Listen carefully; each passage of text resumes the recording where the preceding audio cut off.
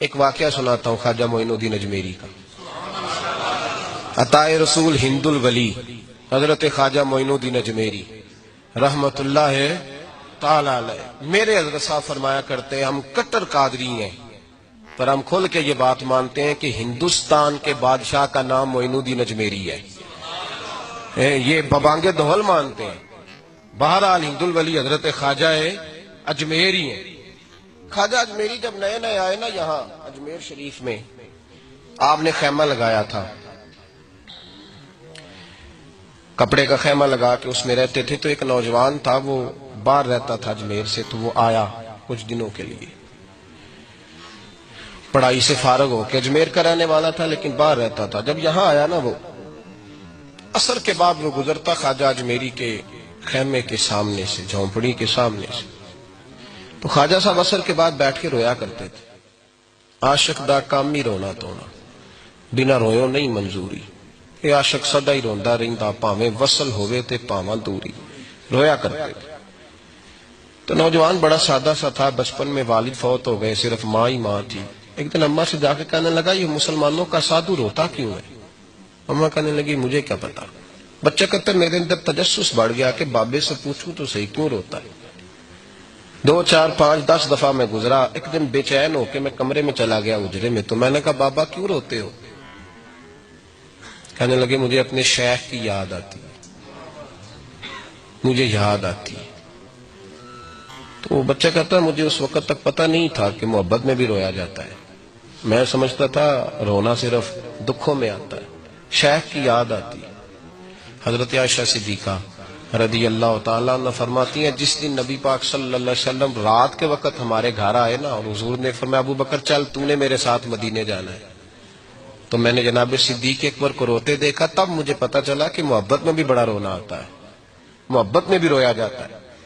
فرماتے ہیں خواجہ اجمیر تو وہ نوجوان کہنے لگا بابا پیار میں بھی رویا جاتا ہے؟ کہا ہاں.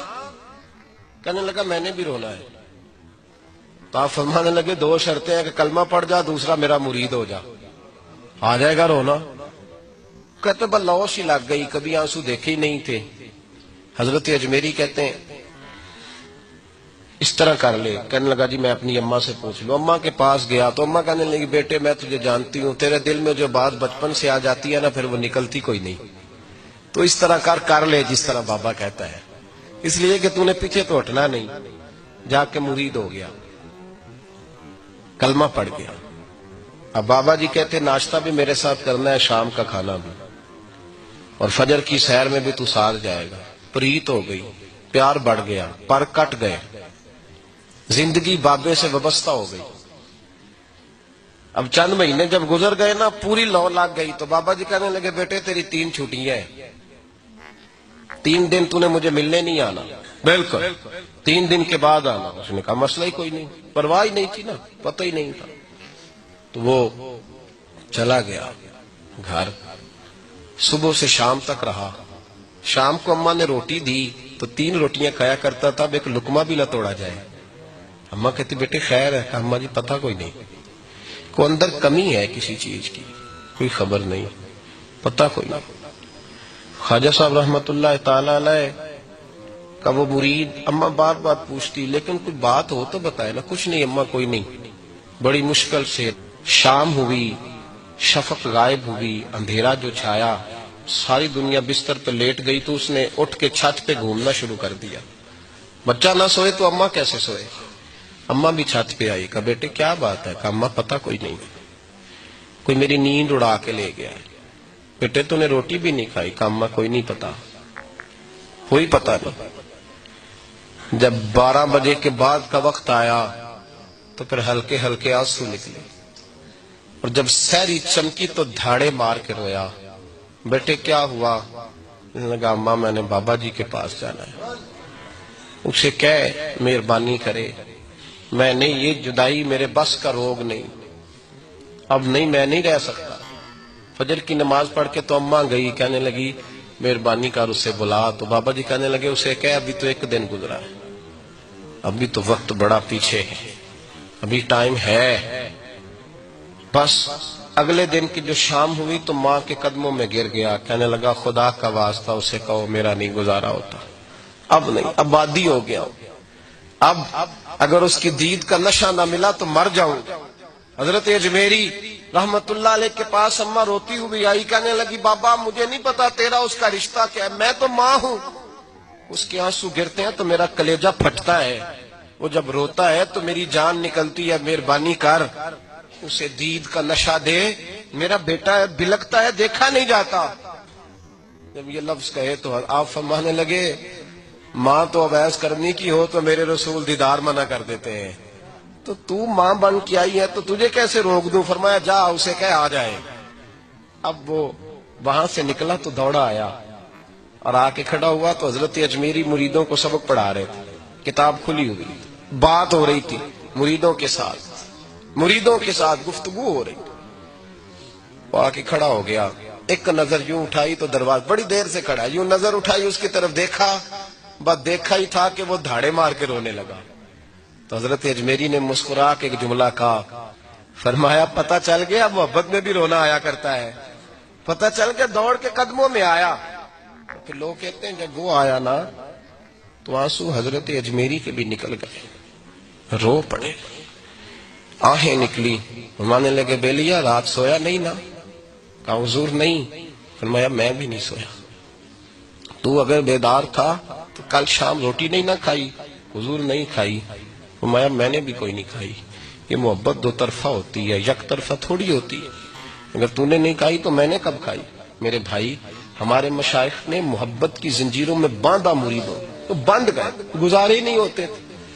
قطب الاقطاب حضرت خواجہ قطب الدین بختیار کاکی رحمت اللہ علیہ فرماتے میں حضرت خواجہ معین الدین چشتی رحمت اللہ علیہ کی خانقاہ میں بیٹھا تھا، اچانک ایک تاجر، ایک دنیا دار شخص آیا، حضرت خواجہ معین الدین چشتی رحمت اللہ تعالی علیہ کے سامنے بیٹھے ہوئے آپ کے ایک مرید شیخ علی علیہ رحمہ جن کا نام تھا، ان کی طرف وہ تاجر تیزی سے بڑھا اور شیخ علی کا گریبان پکڑ لیا۔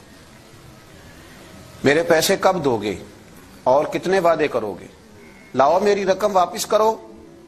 حضرت خواجہ معین الدین چشتی رحمت اللہ علیہ ساری صورتحال سے بے خبر تھے، جلدی سے اٹھے اور اٹھ کر کے اس تاجر سے کہا کہ معمہ کیا ہے، بات کیا ہے؟ کہا حضور بہت عرصے تھے آپ کے اس مرید شیخ علی نے میری رقم دینی ہے اور واپس نہیں کرتا۔ خواجہ صاحب علیہ رحمہ نے شیخ علی کی طرف دیکھا اور فرمایا یہ معاملہ کیا ہے؟ عرض کی حضور غریب ہوں، کمزور ہوں، تنگ دست ہوں، قصدن ایسا نہیں کر رہا، اس سے کچھ مہلت لے چکا ہوں وہ ختم ہوئی، اب اور مہلت کا سوالی ہوں اور یہ مجھے مہلت دینے کو تیار نہیں ہے۔ خواجہ اجمیر علیہ رحمہ نے اس تاجر کی طرف دیکھا اور فرمایا غریب ہے، مجبور ہے، اس وقت تنگ دست ہے، اس کو کچھ مہلت دے دو، یقیناً تمہاری رقم لوٹا دے گا۔ اس نے حضرت خواجہ علیہ رحمہ کے ساتھ بھی توہین آمیز لہجہ معاذ اللہ اختیار کیا، ابھی لے کر کے جاؤں گا، پوری رقم لے کر کے جاؤں گا، ورنہ نہ صرف یہ کہ اسے رسوا کروں گا بلکہ میں اسے بازاروں میں کھینچوں گا۔ خواجہ قطب علیہ رحمہ فرماتے ہیں جتنے لوگ وہاں بیٹھے تھے ان سب کی طرف جب شیخ علی دیکھتے تو کمزور پڑتے، روتے، میرے پیر بھائیوں کے بیچ آ کر سرے عام اتنے لوگوں میں میری اتنی رسوائی کر ڈالی۔ خواجہ اجمیر نے اپنی اس مرید کی آنکھوں میں جب آنسو دیکھے تو بڑا ہی دل نرم ہوا، اس کو کہا کچھ مہلت دے دے، اس نے کہا نہیں نہیں مجھے تو ابھی اپنی رقم چاہیے۔ خواجہ صاحب رحمت اللہ علیہ نے زمین پر چادر بچھائی، چند سکے جیب سے کیا نکالے تھے کہ اللہ تبارک و تعالیٰ نے بھرے خزانوں سے دولت عطا فرما دی، یہ ہے تمہاری رقم، اٹھاؤ اور لے جاؤ۔ تمہیں فقیروں کو اس طرح رسوا نہیں کرنا چاہیے تھا، تمہیں خانقاہوں میں بیٹھے ان سادہ اور کمزور لوگوں کے ساتھ یہ رویہ روا نہ رکھنا چاہیے تھا۔ یہ کہا اس شخص نے پیسے اٹھانے شروع کیے اور اٹھاتے اٹھاتے نا جب اس کی نظر زیادہ مال پہ پڑی تو کچھ زیادہ پیسے بھی اٹھا لیے، ذرا نظر بچا کے دیکھتا کہ خواجہ صاحب دیکھ تو نہیں رہے، کچھ زیادہ رقم ہتھیائی اور وہ چلتا بنا۔ حضرت خواجہ علیہ رحمہ نے شیخ علی کو تھپکی دی، فرمایا اللہ نے تمہاری عزت رکھی، پر ایک بات میری یاد رکھنا، جب بھی بھروسہ کرنے کو دل ہوا جب بھی کسی طرف سہارا ڈھونڈنے کا دل ہوا تو یا خدا کی طرف دیکھنا یا محمد مصطفیٰ کی طرف دیکھنا صلی اللہ علیہ وسلم۔ یہ کیا درویشوں کا کیا کام کہ وہ دنیا داروں سے پیسے لے اور دنیا داروں کے ساتھ معاملات کرے، تمہاری یہ روش اچھی نہیں، لیکن اللہ نے تمہارا وقار رکھا۔ خواجہ قطب کہتے ہیں وہ بات تو ختم ہو گئی، لیکن شیخ علی کے چہرے پر کئی دنوں تک افسردگی رہی۔ وہ ان سب لوگوں کو پلٹ پلٹ کے دیکھتے جن کے سامنے آ کے اس نے گریبان پکڑا تھا، تو بیچاروں کی طبیعت بگڑتی، دل پہ افسوس ہوتا، اس کو ایسا نہ کرنا چاہیے تھا، میری غریبی کا یوں مذاق نہ اڑاتا۔ کہتے ہیں چند ہفتے گزرے تو اس تاجر کو ہم نے دوبارہ خواجہ صاحب کی خانقاہ میں داخل ہوتے دیکھا، لیکن اب کہ وہ بڑا ہی پریشان آیا، اب کہ وہ بڑا ہی افسردہ آیا، اب کہ وہ آیا تو ہانپتا کامتا تڑپتا آیا، چادر بڑی ساری اوڑھ رکھی ہے، آتے ہی حضرت خواجہ کی خدمت میں بیٹھا، تڑپ کے رونے لگا، کہنے لگا اجمیر کے بادشاہ بھول گیا تھا، معافی ہو سکتی ہے، غلطی ہو گئی تھی، درگزر کا سوالی بن کے آیا ہوں۔ عطائے رسول ہند الولی غریب نواز رحمت اللہ تعالی علیہ فرمانے لگے پہیلیاں نہ بجھا، جو بات ہے اس کو کھول کر کے بیان کر، فقیر تیری ہر بات سننے کو اور درگزر کرنے کو تیار ہے۔ اس نے اپنا ہاتھ چادر کی اوٹ سے نکالا تو کہنے لگا حضور خشک ہو گیا، اٹھتا ہی نہیں حضور، تکلیف میں ہوں، آزمائش میں ہوں۔ ہوا دراصل یہ تھا کہ میں نے نا وہ میں نے سکے اٹھاتے اٹھاتے نا آپ سے نظر بچا کے کچھ زیادہ اٹھا لیے تھے، تو آپ کی ناجائز دولت، میں نے آپ کی دولت کو ناجائز حاصل کر لیا تھا، تو حضور اس سبب سے میرا ہاتھ چھل ہو گیا، مجھے اتنے لینے چاہیے تھے جتنے میرے بنتے تھے، میں نے ناجائز پیسے لے لیے۔ خواجہ اجمیر فرمانے لگے دنیا دار ہے تو ابھی تک دنیا داری میں ہی اڑا ہوا ہے، تو دنیا دار ہے تو ابھی تک تیرا خیال سکوں میں، پیسوں میں، دھیلوں اور اشرفیوں میں اڑا ہوا ہے۔ فرمانے لگے مجھے پتا تھا تو زیادہ اٹھا رہا ہے، لیکن فقیر کے پاس جو خزانے ہیں وہ اس کے ذاتی نہیں، وہ رب کریم کے دیے ہوئے ہیں۔ اللہ کے خزانوں میں سے کوئی لے گیا تو لے گیا، لیکن تو یہ کیا سمجھتا ہے کہ زیادہ سکے اٹھانے کی وجہ سے تیرا ہاتھ چھل ہوا ہے؟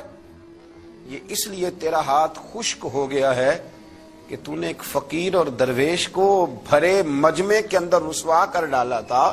تیرا زیادہ پیسے لینے کی وجہ سے ہاتھ کمزور نہیں پڑا، بلکہ وہ جو تو نے اس غریب کے گلے میں ہاتھ ڈالا تھا اور اسے رسوا کر ڈالا تھا، تو کیا سمجھتا ہے وہ لاوارث ہے؟ اگر وہ کمزور ہے، تنگ دست ہے، تو بندہ تو رب کریم کا ہی ہے نا۔ جو تاجر، سیٹھ، نواب اور ذمہ دار کا رب ہے، غریبوں کا بھی وہی رب ہے، ان مسکینوں کا بھی وہی رب ہے، ان کمزوروں کا بھی وہی رب ہے۔ کہنے لگا حضور معافی کا سوالی ہوں۔ فرمایا اٹھ کے جا اور بھرے مجمع میں جا کے ایک دفعہ اس درویش سے معافی مانگ، مجھے امید ہے عرش کا رب تیرے سارے گناہ معاف فرما دے گا۔ ایک دفعہ معافی مانگ لے، جا سوال کر لے۔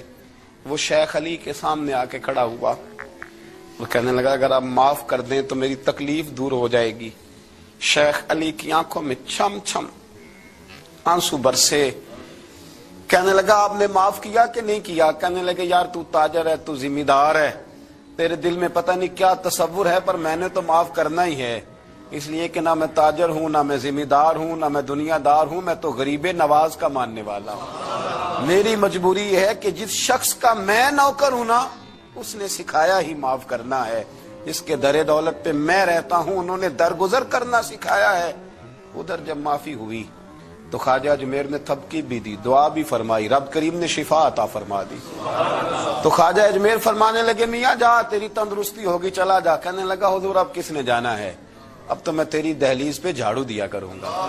یہ ہاتھ جو تیری دعا کی برکت سے شفا یاب ہوا ہے اجمیر کے والی، اب میں یہاں جھاڑو دوں گا، اب میں یہاں نوکری کروں گا۔